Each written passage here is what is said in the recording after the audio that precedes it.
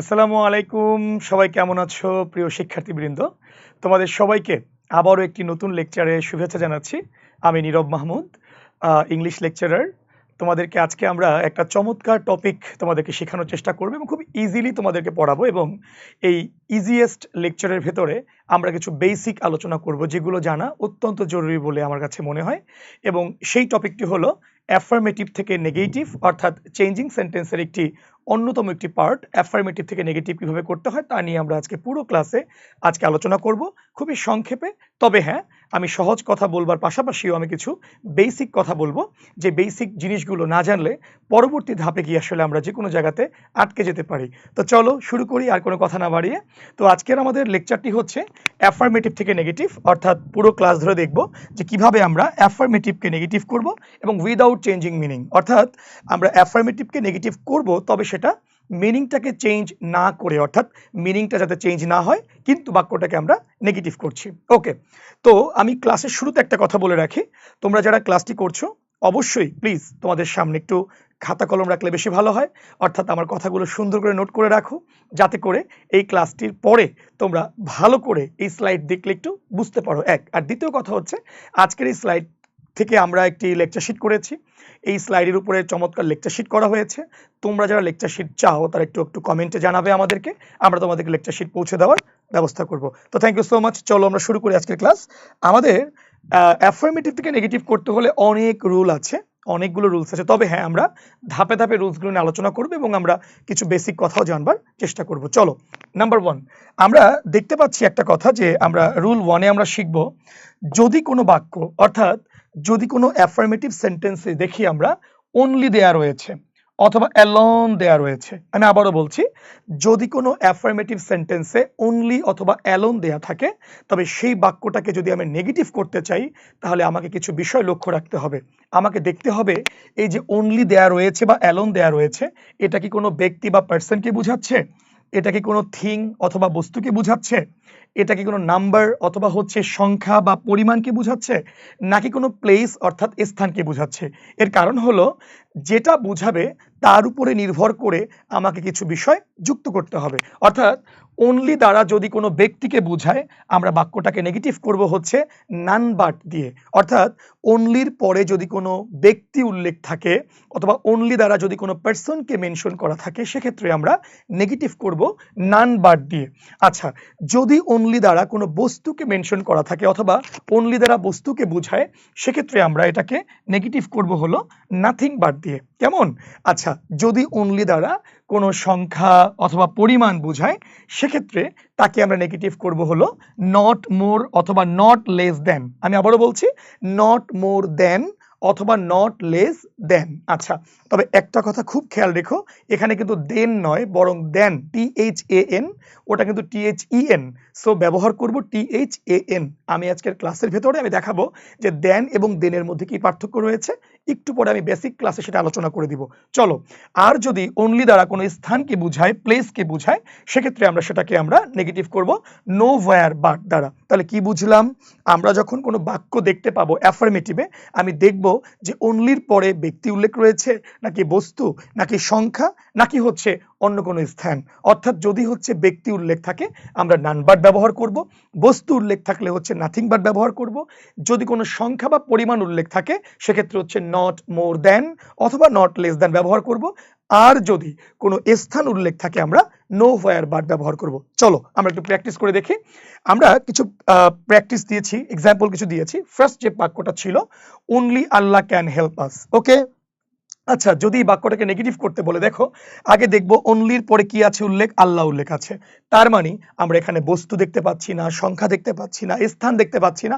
Of course আমাকে none but দিয়ে বাক্যটা স্টার্ট করতে হবে। তাহলে কি করব, অনলির পরিবর্তে আমরা নান বাট ব্যবহার করব, আর তারপরে যেটুকু আছে জাস্ট এইটুকু আমরা বসিয়ে দিলে চলছে, অর্থাৎ none but Allah can help আস। অর্থাৎ আমরা নান বাটের পরে যেটুকু বাক্যর অংশ রয়েছে বাকি অংশটুকু আমরা ঠিক অ্যাজ ইট ইজ আমরা বসিয়ে দিব।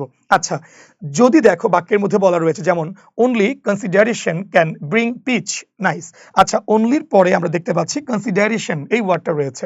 সো কনসিডারেশন এটা কিন্তু কোনো ব্যক্তি নয়, সংখ্যা নয়, স্থান নয়, এটা কোনো একটা বিষয়কে বোঝাচ্ছে, কোনো একটা বস্তুকে বোঝাচ্ছে।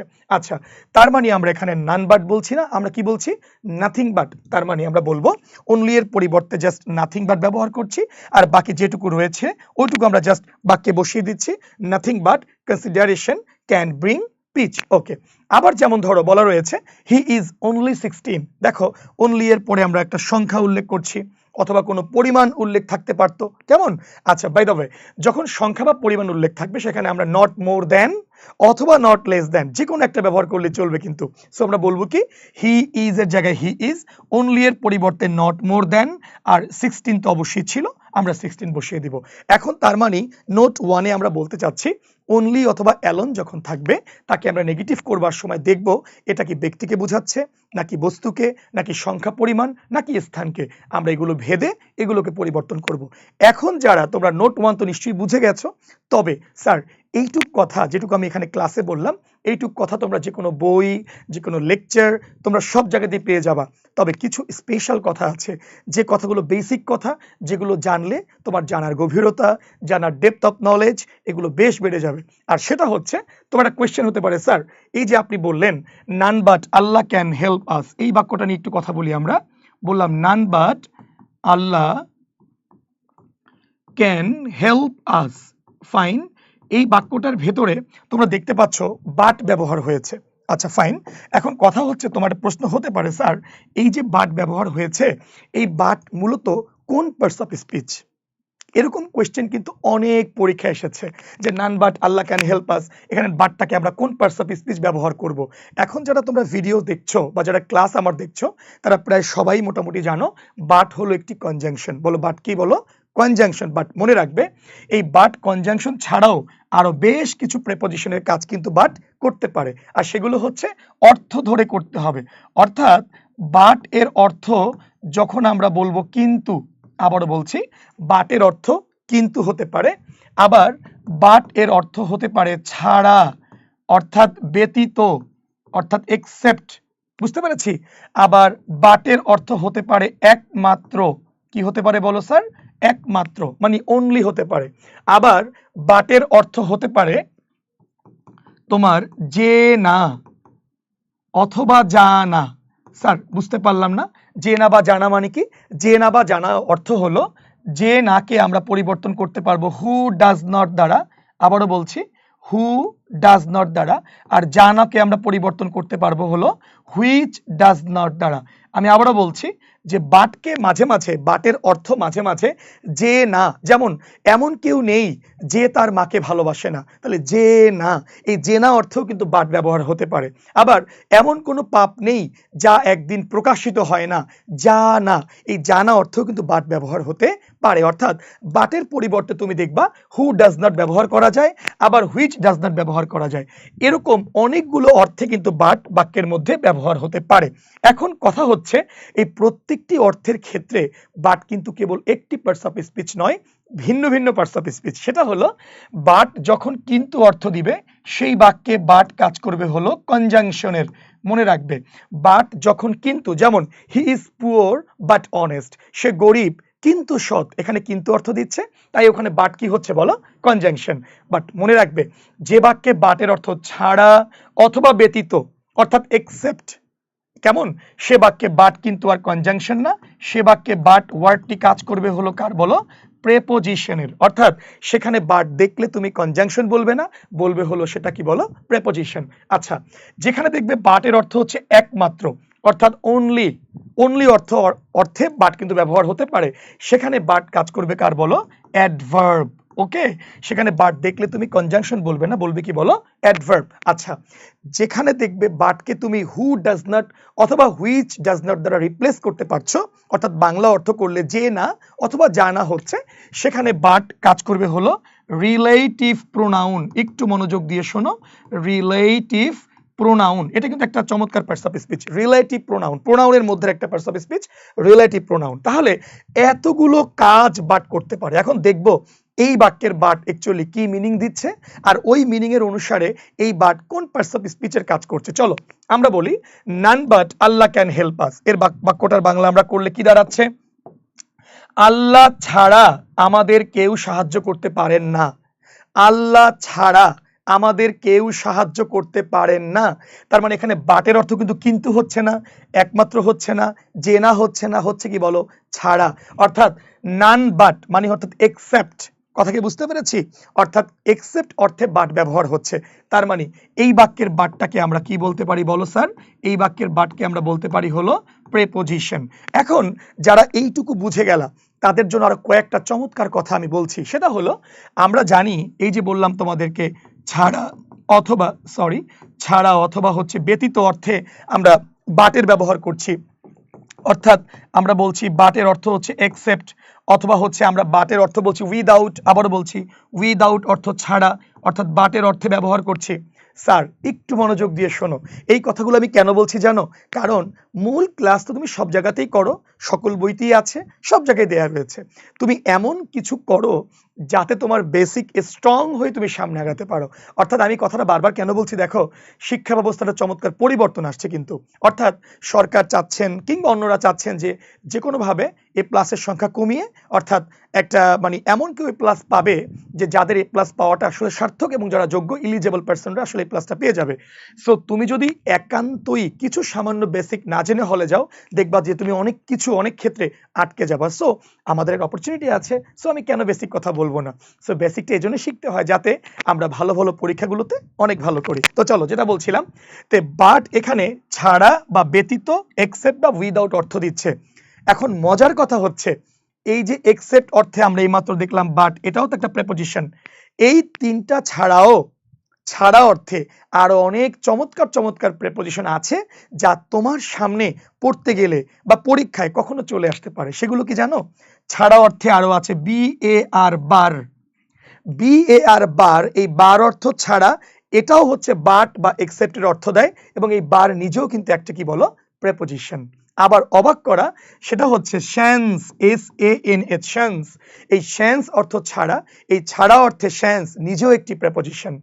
যেমন ধরো বলা হলো যে নো ওয়ান, খেয়াল করো এই বাক্যটা, no one can help you sans me. এ বাক্যের অর্থটা কি বলতো? No one can help you sans me এর অর্থ কি? তোমাকে আমি ছাড়া কেউ সাহায্য করবে না। সো এখানে শান্সের অর্থ হচ্ছে ছাড়া, এবং শান্স ওয়ার্ডটা কি আর কার কাজ করছে বলো? একটা প্রেপোজিশনের কাজ করছে। আরো মজা নাও, সেটা হচ্ছে SAVE, সেভ। বাবারা মনে রাখবে, সেভের অর্থ হচ্ছে বাঁচানো বা রক্ষা করা। আমরা জানি কি না জানি, কিন্তু যখন মনে রাখবে সেভের অর্থ বাঁচানো বা রক্ষা করা হয়, সেক্ষেত্রে সেভ হচ্ছে ভার্ব। কিন্তু সেভ অর্থ ছাড়াও হয়, এবং যে বাক্যে সেভ অর্থ ছাড়া, সে বাক্যে সেভ নিজেও কি একটা বলো, প্রেপোজিশন। যেমন বলা গেল যে no one can love you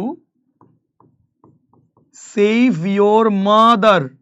অর্থাৎ অর্থটা কি দাঁড়াচ্ছে? তোমার মা ছাড়া তোমাকে কেউ ভালোবাসেন না। তাহলে খেয়াল করো, এখানে কিন্তু সেভের অর্থ কি বলো? ছাড়া। তো এখানে সেভের অর্থ ছাড়ার কারণে এ বাক্যে সেভ কিন্তু কোনো ভার্ব না, এ বাক্যে সেভ কি বলো? একটি প্রেপোজিশন। আরো সহজ এক্সাম্পল নাও, বলা হলো যেমন all save him have come. ভালো করে খেয়াল করো, all save him have come, এ বাক্যের অর্থ কি বলো? সে ছাড়া সবাই এসেছে। আমি কি বলবো সে বাঁচানো সবাই এসেছে? নো, সে ধরি, সে ছাড়া সবাই এসেছে। সো এখানে সেভের অর্থ কি বলো? বাঁচানো নাকি ছাড়া বলো? ছাড়া। তার মানে এই বাক্যে সেভও কার কাজ করছে বলো? প্রেপোজিশনের কাজ করছে। আর একটা মজা নাও, দেখো ছাড়া অর্থে একটা চমৎকার প্রেপোজিশন আছে, তা হলো ওয়ান্টিং। তুমি অবাক হচ্ছ হয়তো বা শুনে, স্যার আমি তো জানতাম ওয়ান্ট অর্থ চাওয়া, সো চাওয়া অর্থে আবার ওয়ান্টিং কিভাবে হয়? নো, ওয়ান্টিং এর মাঝে মাঝে অর্থটা হচ্ছে ছাড়া বা ব্যতীত। সে বাক্যে ওয়ান্টিং নিজেও কি একটি বলো, প্রেপোজিশন। যেমন ধরো যদি আমি একটি বাক্য বলতে চাই যে I have a pen wanting a cap, এর অর্থ কি বলতো sir? I have a pen wanting a cap, এর অর্থ কি? আমার একটি ক্যাপ ছাড়া কলম আছে। I have a pen wanting a cap, আমার একটি ক্যাপ ছাড়া কলম আছে। তার মানে এখানে ছাড়া অর্থে ওয়ান্টিং ব্যবহৃত হচ্ছে, আর এই ওয়ান্টিং নিজেও কি একটি বলো প্রেপোজিশন। এখন তোমার জেনে লাভটা হলো কি? লাভটা হলো এটা যে তুমি জানতে পারলে যে নান বাটের বাট এটা হলো একটি প্রেপোজিশন। এখানে বাটের অর্থ ছাড়া বা ব্যতীত, ছাড়া বা ব্যতীত অর্থে আরো অনেকগুলো প্রেপোজিশন হতে পারে, সেগুলো হচ্ছে এক্সেপ্ট, উইদাউট, বাট তো আমরা শিখলামই। একটু ব্যতিক্রম কিছু, সেটা হচ্ছে বার অথবা শান্স অথবা সেভ অথবা ওয়ান্টিং, এগুলো ছাড়া অর্থ দিলে এগুলো বাক্যের মধ্যে কার কাজ করে বলো? প্রেপোজিশনের কাজ করে। এই যে তুমি জেনে গেলে, লাভ না লস? অবশ্যই তোমার লাভ হচ্ছে, কারণ তুমি যদিও বা রুল পড়ছো, বাট রুলের মাঝামাঝি এটা জানলে হয় কি, রুলটা অনেক স্থায়ী হয়, এর পার্মানেন্সি বা দেখা যায় এটা পার্মানেন্ট থাকে, এক কথা ব্রেইনের রমে সেভ হয়, ঠিক আছে, র্যামে সেভ হয় না। সো এজন্য বলছি যে এই ব্যাপারগুলো জেনে থাকলে তোমার জন্য অনেক ভালো। তো যেটা বলছিলাম, বাট অনেকগুলো অর্থ দিচ্ছে এবং বিভিন্ন অর্থে বাট বিভিন্ন পার্টস অফ স্পিচের কাজ কিন্তু করে। সো আমরা দেখবো কিন্তু অর্থ দিলে করে হচ্ছে কনজাংশন, ছাড়া বা ব্যতীত অর্থ হলে কি হয় বলো? প্রেপোজিশন। এবারে আসো, বলো স্যার আপনি তো সবই বললেন, তাহলে একটু বাটকে একটু অ্যাডভার্ব কিভাবে তা একটু বুঝিয়ে দেন। যেমন বলা হলো, খেয়াল করো, বলা হলো হি ইজ বাট আ টিচার। বাক্যটা ভালো করে খেয়াল করো sir, he is but a teacher, এর অর্থ কি বলো তো? আমরা কি বলতে পারি বলো? He is only a teacher, he is only a teacher, he is but a teacher, সে কেবলই একজন শিক্ষক, সে একমাত্র একজন শিক্ষক। সো এখানে বাটের অর্থ কিন্তু নয় কেবল বা একমাত্র বা অনলি। সো বাটকে যদি অনলি দ্বারা রিপ্লেস করা যায়, সে বাক্যে বাট কার কাজ করে বলো? অ্যাডভার্ব। তার মানে এই বাক্যের বাট কিন্তু আর প্রেপোজিশন নয়, এই বাক্যের বাট কি কথা বলো? অ্যাডভার্ব। কি বুঝতে পেরেছি? আবার যেমন ধরো, তুমি যে ওই যে জেনা বা জানা, এটাকে তোমার কাছে একটু অস্পষ্ট হতে পারে, আমি তোমাকে সেটা বুঝিয়ে দিচ্ছি। যেমন বলা হলো, there is no one but loves his অথবা হার মাদার, অর্থাৎ এমন কেউ নেই যে তার মাকে ভালোবাসে না। তাহলে দেখো তো, এখানে বাটের অর্থ কি আমি কিন্তু করতে পারছি? আমি কি বলবো এমন কেউ নেই কিন্তু তার মাকে ভালোবাসেন না? নো, এমন কেউ নেই যে তার মাকে ভালোবাসেন না, যে তার মাকে ভালোবাসেন। তার মানে এখানে আমরা বলতে পারি there is no one who does not love his অথবা হার মাদার। দেখো তো আমরা বাটের পরিবর্তে হু ডাজ নট কথাটা বসাতে পারছি কিনা? Yes, there is no one who does not love his or her mother. তার মানে যেখানে বাটের পরিবর্তে আমরা হু ডাজ নট অথবা যে না বা জানা ব্যবহার করতে পারবো, সে বাক্যের বাটকে কিন্তু আমরা কনজাংশন বলবো না, প্রেপোজিশন বলবো না, অ্যাডভার্ব বলবো না, আমরা বলবো কি বলো বাচ্চারা? আমরা বলবো হলো রিলেটিভ প্রোনাউন। কেমন? এই বাক্যটাকে আমরা বলবো হচ্ছে রিলেটিভ প্রোনাউন। একটা মজার কথা শোনো, আমরা একটা কথা জানি যে বাক্যের মধ্যে বাট থাকলেই হলো কম্পাউন্ড সেন্টেন্স, অর্থাৎ যৌগিক বাক্য। আমি আবারও বলছি, বাক্যের মধ্যে বাট থাকলেই কম্পাউন্ড, এই কথাটা ভুলে যেতে হবে। বাক্যের মধ্যে বাট থাকলে কোন সেন্টেন্স তা ডিপেন্ড করে বাক্যের অর্থের উপরে। মনে রাখবে, যে বাক্যে বাটকে আমরা হু ডাজ নট অথবা হুইচ ডাজ নট দ্বারা চেঞ্জ করতে পারবো, অর্থাৎ যে না বা জানা হবে, সেই বাক্যটা কখনোই কম্পাউন্ড নয়, সেই বাক্যটা হলো একটি কমপ্লেক্স সেন্টেন্স। আবারও বলছি, যে বাক্যটার বাটকে আমরা হু ডাজ নট অথবা হুইচ ডাজ নট দ্বারা রিপ্লেস করতে পারবো, সেই বাক্যটাকে আমরা কম্পাউন্ড বলবো না, বলবো কি বলো? কমপ্লেক্স। মনে থাকবে তো? ইয়েস। আর যদি এমন হয় যে বাক্যটার বাট অর্থ কিন্তু, ভালো করে খেয়াল করো, যেমন he is poor but honest, সে গরিব কিন্তু সৎ, অর্থাৎ যে বাক্যের বাটের বাংলা হচ্ছে কিন্তু, সে বাক্যটাকে আমরা বলবো হচ্ছে কম্পাউন্ড। কি বলবো বলো? কম্পাউন্ড। আবার বাট থাকলে বাক্যটা সিম্পল সেন্টেন্সও হতে পারে। যেমন ধরো, এই যে বললাম যে হি ইজ বাট আ টিচার, এই বাক্যটা সিম্পল, কারণ একটা সাবজেক্ট একটা মাত্র ভার্ব আছে, আর কোনো সাবজেক্ট ভার্ব নাই। সিঙ্গেল সাবজেক্ট সিঙ্গেল ভার্ব দ্বারা তো সিম্পল সেন্টেন্সই হয়। একাধিক সাবজেক্ট ভার্ব থাকলে না হয় কমপ্লেক্স কম্পাউন্ড হতে পারে, তাহলে বাট থাকলে সিম্পলও হতে পারে। যেমন ধরো আমরা বললাম কি, যে এখানে এটা যে কথাটা বলছিলাম যে no one can help you save me বা শ্যান্স মি বা বাট মি, এখানে এটা সিম্পল সেন্টেন্স, কারণ কি বলো, একটি সাবজেক্ট এবং একটি ভার্ব আছে, সো এটাকে সিম্পল বলতে পারি। তার কথাটা হচ্ছে এটা যে বাট থাকলেই কম্পাউন্ড হয়, এই কথা আমাকে ভুলে যেতে হবে। আমাকে মনে রাখতে হবে, বাট থাকলে কম্পাউন্ডও হতে পারে, বাট থাকলে কমপ্লেক্সও হতে পারে, আবার বাট থাকলে সিম্পল সেন্টেন্সও হতে পারে, depends on the meaning of the sentence. অর্থাৎ এই বাট বাক্যে কিসের মিনিং দিচ্ছে তার উপর নির্ধারিত হবে অ্যাকচুয়ালি আমার বাক্যটাকে আমি কোন বাক্য নামে সম্বোধন করব। বুঝতে পেরে গেছি? এবারে আরেকটা বিষয় তোমাকে একটু জানার জন্য বলছি, তোমার জেনে রাখা ভালো, প্লিজ একটু পরে কাজে লাগবে। দেখো বেসিকটা কোথায় কোথায় কাজে লাগে আমরা স্লাইড 2 তে গেলে বুঝতে পারবো। সেটা হচ্ছে, আমরা জেনে গেলাম যে বাট প্রেপোজিশন হতে পারে, এটা তো জেনেছি আমরা, তাই না? মনে রাখবে, সকল প্রেপোজিশনের পরে, আমি আবারও বলছি, সকল প্রেপোজিশনের পরে ভার্বের সাথে আইএনজি হয়, তা আমরা সবাই জানি, তাই? যেমন ইন, অন, হ্যাঁ, অ্যাবাউট, ফ্রম, যেগুলো প্রেপোজিশন আছে সবগুলোর পরে জেরান্ড অর্থাৎ ভার্বের সাথে আইএনজি হয়। কিন্তু মনে রেখো, যখন বাট প্রেপোজিশনের কাজ করে, আবারও বলছি, বাট যখন প্রেপোজিশন হয়, প্রেপোজিশন হলেও এই বাটের পরে ভার্বের সাথে আইএনজি হয় না, বরং ভার্বের কি হয় বলো তো স্যার? ভার্বের হচ্ছে বেস ফর্ম হয়। বলো কি হয়, কথা বলো। বেস ফর্ম, একদম basic form, not ING. Sir base ফর্মটা কি? বেস ফর্ম হচ্ছে যে ফর্ম থেকে সকল ভার্বের জন্ম হয়েছে বা উৎপত্তি হয়েছে। যেমন ধরো আমি তোমাকে বললাম গো, এবার আসো, গো থেকে কি হয়েছে বলো? গো থেকে গোজ হতে পারে, গো থেকে হচ্ছে স্যার গোয়িং হতে পারে, গো থেকে হচ্ছে স্যার টু গো হতে পারে, গো থেকে হচ্ছে আমার গান হতে পারে, গো থেকে হচ্ছে আমার ওয়েন্ট হতে পারে। বুঝছি কি না? এই যতগুলো হতে পারে এগুলো একটাও কিন্তু বেস ফর্ম না। বেস কোনটা বলো? এই যে গো। তার মানে মনে রাখবে, সকল প্রেপোজিশনের পরে ভার্বের সাথে আইএনজি হলেও বাট যখন প্রেপোজিশন হয়, আরো আছে টু, এই টু যখন হয় এদের পরে ভার্বের কি হয় বলো? Base form. তাহলে বলো তো, তোমাদেরকে একটা কোয়েশ্চেন আমি দিচ্ছি, দেখো এই কোয়েশ্চেনটা কারা কারা সলভ করতে পারো।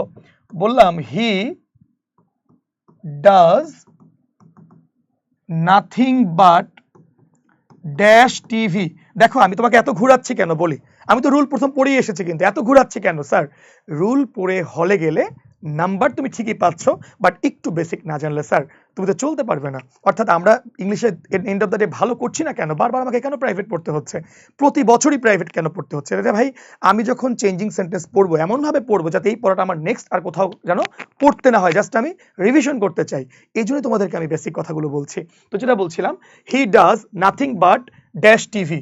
অপশন এ দেওয়া হলো ধরো ওয়াচ, অপশন বি দেওয়া হলো ওয়াচিং, অপশন সি দেওয়া হলো টু ওয়াচ, আর অপশন ডি দেওয়া হলো ওয়াস্ট, এমন কিছু একটা। আমার শিওর যে বাচ্চারা বা যে স্টুডেন্টসরা আমার এই মুহূর্তে ক্লাস করছো, তোমরা নিশ্চয়ই উত্তরটা পেরে গেছো। আগে বলো, সে টিভি দেখা ছাড়া কিছুই করে না, সে টেলিভিশন দেখা ছাড়া সে কিছুই করে না। সো এখানে বাটের অর্থ হচ্ছে ছাড়া, আর বাট অর্থ ছাড়া হলে বাট কি বলো? প্রেপোজিশন। আর বাট যখন প্রেপোজিশন হয় তারপরে ভার্বের সাথে কি হয় বলো? Base form. নট ভার্বের সাথে টু যুক্ত হবে, নট ভার্বের সাথে ইডি যুক্ত হবে, নট ভার্বের সাথে আইএনজি হবে, হবে কি বলো? ভার্বের কি বলো? Base form. আমি তোমাদেরকে বুঝাতে পেরেছি। এইবার চলো আমরা একদম সেই যে প্রথম যে কথাটায় ছিলাম সেখানে যাচ্ছি। তাহলে আমরা প্রথম স্লাইডটা কি ছিল, যে যদি অ্যাফার্মেটিভ সেন্টেন্সে অনলি অথবা অ্যালন থাকে, সেই বাক্যটাকে আমি নেগেটিভ করতে গেলে আমাকে দেখতে হবে অনলি বা অ্যালন অ্যাকচুয়ালি কাকে বোঝাচ্ছে? ব্যক্তিকে বোঝাচ্ছে, নাকি বস্তুকে বোঝাচ্ছে, সংখ্যা বা পরিমাণকে বোঝাচ্ছে, নাকি হচ্ছে কোনো স্থানকে বোঝাচ্ছে? ব্যক্তিকে বুঝালে নান বাট, আমরা নান বাটের এক্সাম্পলগুলো পড়ে আসলাম। নান বাট থাকলে বাটটা কি বলো? প্রেপোজিশন। আর বস্তুকে বুঝালে নাথিং বাট, সংখ্যা বা পরিমাণকে বুঝালে নট মোর দ্যান বা নট লেস দ্যান, আর হচ্ছে স্থানকে বুঝালে হবে কি বলো স্যার? হচ্ছে নো ওয়্যার বাট। এছাড়াও করা যায়, নো ওয়্যার বাট ছাড়াও কিন্তু বাক্যটাকে করা যায়, বাট তোমাদের সহজ কথার কারণে জাস্ট এইটুক পড়লে তুমি অ্যালন অথবা অনলি যুক্ত বাক্যকে তুমি নেগেটিভ করে ফেলতে পারবে। ক্লিয়ার? চলো আমরা দ্বিতীয় স্লাইডে চলে যাচ্ছি। এরপরে দেখবে যে তোমার অ্যাফার্মেটিভ সেন্টেন্সে দেখবে তোমার মাস্ট আছে কিনা, মাস্ট অথবা হ্যাভ টু অথবা হ্যাজ টু। বাচ্চারা মনে রাখবে, must, have to, has to, এই তিনটেই কিন্তু মডাল অক্সিলিয়ারি। এগুলো মডাল। মডাল মানে কি বলতো? যার পরে ভার্বের কি হয় বলো? Base form. একটু বেস ফর্ম শিখিয়ে আসলাম। তো মডালগুলোর পরে ভার্বের কি হয় বলো? Base form. আবারও বলছি, মডালের পরে ভার্বের কি হয় বলো? Base form. তাহলে আসো, যখন দেখবে must, have to, has to এর পরে ভার্বের কি আছে বলো? Base form. এই বাক্যটাকে তুমি কিভাবে নেগেটিভ করবে? এটাকে দুই ভাবে তুমি নেগেটিভ করতে পারবে। বলো কয় ভাবে? দুই ভাবে। একটা হচ্ছে ক্যানট হেল্প অথবা হচ্ছে ক্যানট বাট। অর্থাৎ তুমি ক্যানট হেল্প দ্বারাও করতে পারবে নেগেটিভ, অথবা ক্যানট বাট দ্বারাও তুমি নেগেটিভ করতে পারবে। এখন কোয়েশ্চেন হচ্ছে, এই দুটোর পরে ভার্বের স্ট্রাকচার দুই রকমের হবে। কেন হবে তা একটু আগের যারা বেসিক কথাগুলো শুনেছো তারা কিন্তু মৃদু মৃদু হেসে উত্তর দিচ্ছ, স্যার আমি তো জানি কেন কোন ফর্মটা হবে। এর অর্থ হচ্ছে ক্যানট বাট বললে এই বাটটি হচ্ছে প্রেপোজিশন, আর প্রেপোজিশন হওয়ার কারণে ভার্বের হবে কি বলো? Base form. আমরা জানি, অর্থাৎ বাট যদি প্রেপোজিশনের অর্থ দেয় সেক্ষেত্রে বাটের পরে ভার্বের কি হয় বলো? Base form. আর মনে রাখবে, এই যে বেস ফর্মটা হয় এটারই একটা নাম হচ্ছে বেয়ার ইনফিনিটিভ। মনে রাখবে, যেখানে টু দেখা যায়, যেমন টু গো, টু দেখা যাচ্ছে না, লিখছি না টুটা, ওটাকে বলা হয় ইনফিনিটিভ বা সিম্পল ইনফিনিটিভ। আর যদি শুধু গো বলি, টুটা বলছি না, হাইড রাখছি, ওটাকে বলে bare infinitive. So it's okay, তুমি একটু মনে রাখো, ক্যানট বাট হলে বাক্যটাকে আমি ভার্বের বেস ফর্ম দিয়ে পূর্ণ করব।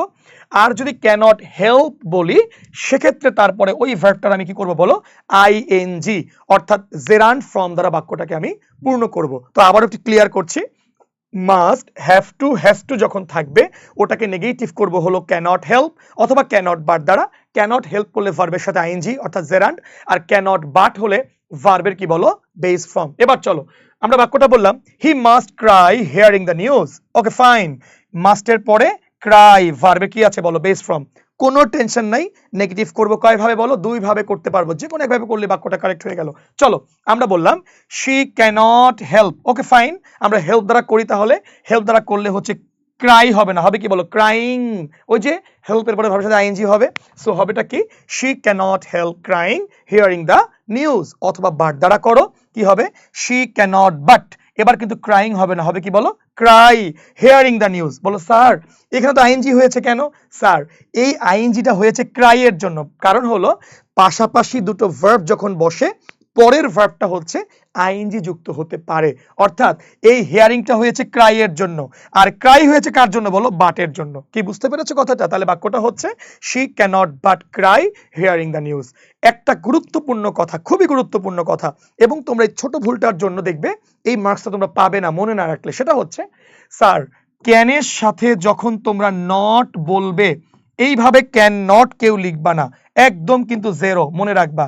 ক্যানের সাথে নট কখনোই মাঝে ফাঁকা বা স্পেস দিয়ে লেখা যায় না। ক্যানটকে দুইভাবে লিখতে হয়, হয় লিখবা হচ্ছে ক্যানট পুরোটা একসাথে, অথবা লিখবা হলো কান্ট। ঠিক আছে, তাহলে ক্যানের সাথে নট, মাঝখানে স্পেস হবে না। কিন্তু ক্যান ছাড়া যত মডেল আছে, যেমন could not, should not, must not, বুঝতে পেরেছি, যত মডেলের সাথে নট যুক্ত করবা মাঝে স্পেস হবে। শুধু ক্যানের সাথে নট যুক্ত করলে মাঝে কোনো স্পেস দিবা না। তাহলে তুমি যদি বাক্যটা এভাবে করতে, শি ক্যান নট মানে বাট ক্রাই, তখন হতো কি জানো, তোমার বাক্য হয়ে যেত, সবই ঠিকঠাক হয়ে যেত, ছোট্ট একটা স্পেসের জন্য তোমার নাম্বারটা কিন্তু ভুল হয়ে যেত। বুঝতে পেরেছি? এই বেসিক বিষয়গুলো তোমাকে জানতে হবে। স্যার আমি একটু ক্লাসের মধ্যে বলে দিচ্ছি, আমরা যারা এখানে অনলাইনে পড়াচ্ছি, আমি যেহেতু অনলাইনে এখানে কিছু তোমাদের সার্ভিস দেওয়ার ট্রাই করছি বা তোমাদের পড়ানোর ট্রাই করছি, মূলত একটা কথা হচ্ছে, আমি যখন অফলাইনে পড়াই, অফলাইন বলতে অন ক্যাম্পাসে যখন পড়াই, অর্থাৎ আমার শাখাটা হলো বেইলি রোড, সিদ্ধেশ্বরী, বইঘর গলি, 63/1 অর্থাৎ 63/1 দ্বিতীয় তলা। এইখানে যখন আমি পড়াই, আমাদের কাছে মনে হয় যারা বাচ্চারা যারা অফলাইনে ক্লাস আমার করো, আমরা অনেক বেশি ব্যাখ্যা দেওয়ার ট্রাই করি। কারণ হচ্ছে আমরা চেষ্টা করি একটা বাচ্চাকে A+ পাওয়ানোই হচ্ছে একটা টিচারের মুখ্য উদ্দেশ্য হতে পারে না। অর্থাৎ একটা বাচ্চা যেমন A+ পাবে, একটা বাচ্চা যেমন ইংরেজি শিখতে চায়, ও যেমন ইংলিশের একদম বেসিক থেকে জানতে চায় একদম অ্যাডভান্সড লেভেল পর্যন্ত, ওকে সেভাবে একটু মানে ফ্লাই করাতে আমরা চাই, সত্য কথা বলতে। কারণ হচ্ছে তুমি যখন নলেজের যখন স্কাইতে তুমি যখন ফ্লাই করবা, হ্যাঁ, তুমি যখন এইটার একটা তুমি হাংরি বার্ড হবা যখন নলেজকে গ্যাদার করার জন্য, তখন দেখবে যে তোমার কাছে ক্লাসগুলো খুবই মানে অ্যাস্থেটিক বিউটি তোমার কাছে মনে হবে। কথা কি বুঝতে পেরেছো? একটা মজার কথা বলি, এই যে মাস্ট এটাও হচ্ছে মডেল, এই যে have to model, have to model, but পার্থক্যটা কি জানো? মনে রাখবা, এই যে হ্যাভ টু হ্যাজ টু, এটাকে বলে হচ্ছে ফ্রেজাল মডেল। বলো কি বলা হয় বলো স্যার? Phrasal model. কেন বলা হয়? কারণ এখানে দুটো শব্দ মিলে একটা মডেলের কাজ করছে, এখানে দুটো শব্দ মিলে একটা মডেলের কাজ করছে, এগুলোকে বলা হয় ফ্রেজাল মডেল। বলো কি বলা হয়? Phrasal model. আর এই যে মাস্ট, এই যে মাস্ট, এটাকে বলা হয় সিম্পল মডেল। অর্থাৎ এক কথা সিঙ্গেল মডেল বা সিম্পল মডেল, শুধু মডেল অক্সিলিয়ারি। আর যখন দুটো শব্দ মিলে মডেল হয় তাকে বলা হয় ফ্রেজাল মডেল। যেমন উড রেদার, শুধু উড, এটা হচ্ছে নরমালি মডেল, আর উড রেদার এটা কি বলো? Phrasal modal. বুঝতে পেরেছো? অর্থাৎ একাধিক শব্দ মিলে মডেল হলে তাকে কি বলা হয় বলো? Phrasal model. আমরা আমাদের বেসিক ক্লাসে, আমরা অফলাইন ক্লাসে বা অন ক্যাম্পাস ক্লাসে এই মডেল নিয়ে বিস্তারিত আলোচনা ইনশাল্লাহ করব। তবে এখন পরীক্ষার জন্য জাস্ট আমরা মূল কথাগুলো বলে দিচ্ছি। তাহলে যে কথা বলছিলাম যে মাস্ট, হ্যাভ টু, হ্যাজ টুর পরে যদি ভার্বের বেস ফর্ম থাকে, সেক্ষেত্রে হচ্ছে ক্যানট হেল্প অথবা ক্যানট বাট দ্বারা আমরা বাক্যটাকে সম্পূর্ণ করতে পারবো। হেল্প বললে হচ্ছে ভার্বের সাথে আইএনজি, আর বাট বললে ভার্বের কি বলো? Base form. আমি বোধহয় বুঝাতে পেরেছি। লেটস গো, চলো তাহলে এখানে আমরা মোটামুটি বুঝতে পেরেছি এখানে মূল বেসিক কথা ছিল ক্যান নটকে আলাদাভাবে লেখা যাবে না, লিখতে হবে যে কোনো দুই ভাবের এক ভাবে, সেটা হচ্ছে ক্যানট একসাথে অথবা হচ্ছে কান্ট। বুঝতে পেরেছি, এই ভুলটা করা যাবে না। আর হচ্ছে কি, ও মাস্ট তো বললামই, মডেল আর তোমার কি বললাম, হ্যাভ টু হ্যাজ টু গুলো হচ্ছে ফ্রেজাল মডেল, এটা মোটামুটি বোঝা হয়ে গেছে। ওকে, এটাকে প্রাইমারি মডেলও বলা হয়। মাস্টকে আমরা প্রাইমারি মডেলও বলতে পারি, সিম্পল মডেলও বলতে পারি, আর হ্যাভ টু হ্যাজ টু কে তো ফ্রেজাল মডেল আমরা বললামই। ওকে, আরো আছে সেমি মডেল, একটা ব্যাপার আছে সেমি মডেল, সেটা হচ্ছে নিড এবং ডেয়ার সেমি মডেল বলি আমরা, ইউজড টু এর মধ্যে আছে। সো এগুলোকে বিস্তারিত আলোচনা করতে হবে স্যার। আমরা এইটুকু কখনো চিন্তা করবো না যে এক ক্লাসেই পুরো একদম ইংলিশের একদম বস হয়ে যাব। শোনো, কখনো কোনো কিছুর যদি তুমি সুপ্রিম লেভেলে যেতে চাও, from grassroot level to bottom বা বটম টু গ্রাসরুট লেভেল যখন যেতে চাও, অ্যাপেক্সে যেতে চাও, জেনিথ বা হচ্ছে চূড়ায় যখন তুমি উঠতে চাও, তোমাকে একটু কষ্ট করতে হবে স্যার। চলো এরপরে আসো, তাহলে দুটো রুল আমরা শেষ করে ফেললাম। রুল নাম্বার 3 মজা, সেটা হচ্ছে যখন আমরা দেখবো হ্যাড টু, স্যার একটু যেন কি ছিল, ছিল হ্যাভ টু, হ্যাজ টু।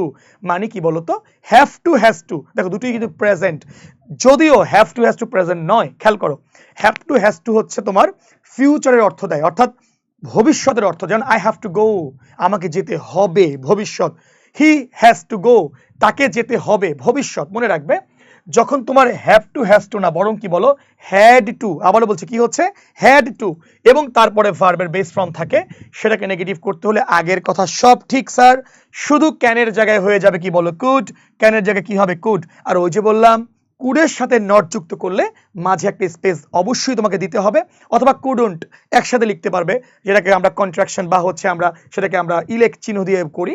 আর যদি আমরা পূর্ণরূপকে লিখতে চাই, সেক্ষেত্রে মাঝে একটা স্পেস তোমাকে অবশ্যই দিতে হবে। তাহলে খেয়াল করো, হ্যাড টু এর জায়গায় হলে জাস্ট ক্যানের জায়গায় কি হবে বলো, কুড। চলো বাক্যটা সলভ করি।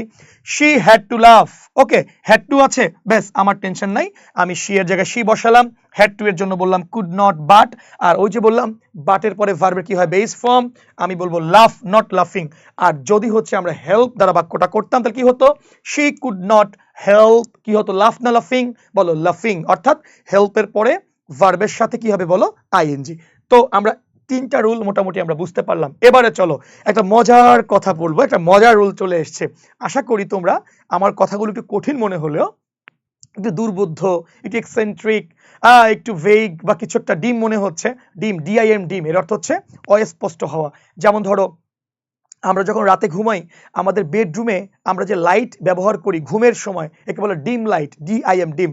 এই ডিমের অর্থ হচ্ছে অনুজ্জ্বল, অস্পষ্ট, কেমন, ভেগ, ঠিক আছে, এগুলো বলা যায়। যাক, হোয়াট এভার, আমার কথা যদি একটু কঠিন মনে হচ্ছে স্যার, কিন্তু মনে রাখবে, কঠিন করে বুঝতে পারলে তুমি সহজগুলো খুব দ্রুত বুঝবে। অর্থাৎ ধৈর্য ধরে হলেও আমার এই কথাগুলো একটু শোনার চেষ্টা করো, আশা করি তোমাকে একটা ক্লাসে আমি তোমাকে বেশ কিছু জিনিস তোমাকে গিফট করতে পারবো। চলো, সেটা হচ্ছে বোথ অ্যান্ড, যখন দেখবা অ্যাফার্মেটিভ সেন্টেন্সে আছে both and, both dot dot and, যেমন ধরো বলা হলো যে he eats both meat and কি বলো, ফিশ।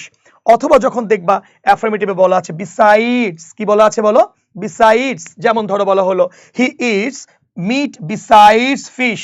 অথবা যখন বলা আছে অ্যান্ড, বলো কি আছে বলো, অ্যান্ড, যেমন বলা হলো রহিম অ্যান্ড করিম, অর্থাৎ অ্যান্ড দ্বারা যদি দুটো নাউন যুক্ত হয়, রহিম এবং করিম যুক্ত হয়েছে অ্যান্ড দ্বারা, এমন যদি কোনো বাক্য তুমি দেখো অ্যাফার্মেটিভে, নেগেটিভ করা একদম সহজ, তা হচ্ছে কি বলতো, নট অনলি বাট অলসো দ্বারা করবা। জাস্ট এইটুকু মনে রাখতে হবে যে বিসাইডস, বোথ অ্যান্ড অথবা শুধু অ্যান্ড থাকলে আমি নেগেটিভ করব হলো নট অনলি বাট অলসো দ্বারা। চলো বাক্যটা করে ফেলি। He eats both meat and fish, তাহলে কি বলতে পারি, he eats meat besides, oh sorry he eats both meat and fish, এটাকে আমরা নেগেটিভ করতে পারি, he eats not only meat but also fish.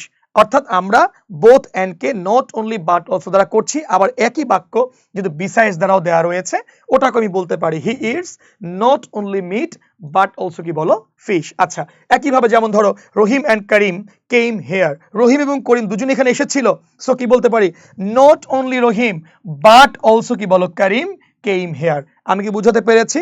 তাহলে সহজ কথা হলো যে যখন দেখবো বোথ অ্যান্ড অথবা বিসাইডস অথবা অ্যান্ড আছে, দুটো নাউন যুক্ত আছে, এদেরকে যখন আমরা নেগেটিভ করব, আমরা নট অনলি বাট অলসো দ্বারা নেগেটিভ করব।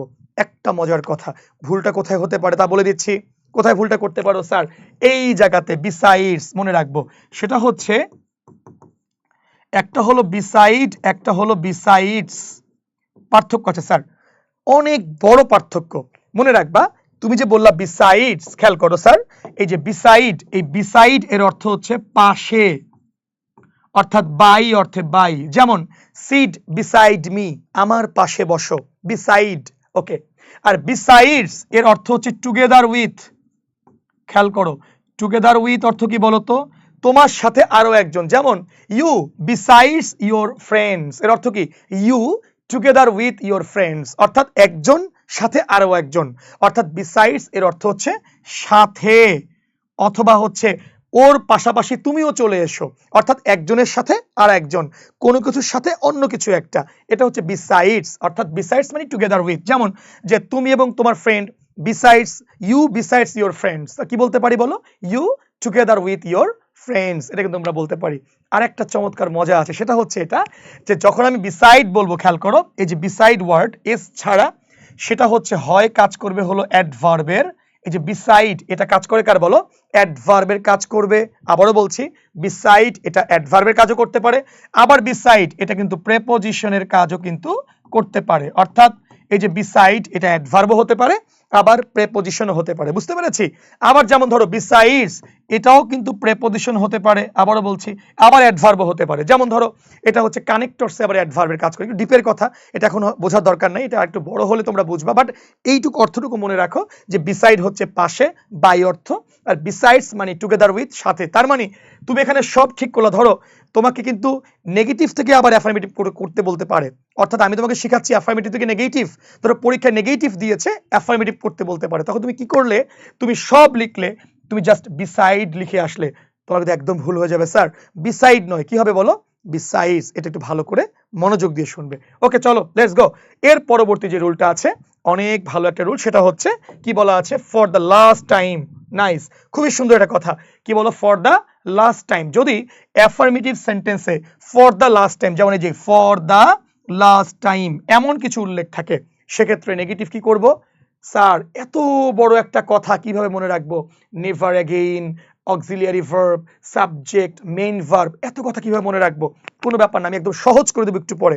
মনোযোগ দিয়ে এখন থেকে ঠিক 5 মিনিট এই রুলটার কথা শুনবা, জাস্ট 5 মিনিটস শুনলে ইনশাল্লাহ দেখবে এই রুল তোমার মুখস্থ করতে হবে না, অলরেডি মুখস্থ হয়ে যাবে। সেটা হচ্ছে, আমি একটু বলি, সেটা হচ্ছে আগে নেভার অ্যাগেইন দিবা, এরপরে অক্সিলিয়ারি ভার্ব, এরপরে সাবজেক্ট, এরপরে মেইন ভার্ব। সেটা কি খেয়াল করো? সেটা হচ্ছে আগে নেভার অ্যাগেইন দিলা, এরপরে হচ্ছে হ্যাভ কাম, যেহেতু দুটো ভার্ব আছে, হ্যাভ হলো অক্সিলিয়ারি, কাম হলো মেইন ভার্ব, আগে অক্সিলিয়ারি আনতে হবে, সো কি হবে বলো?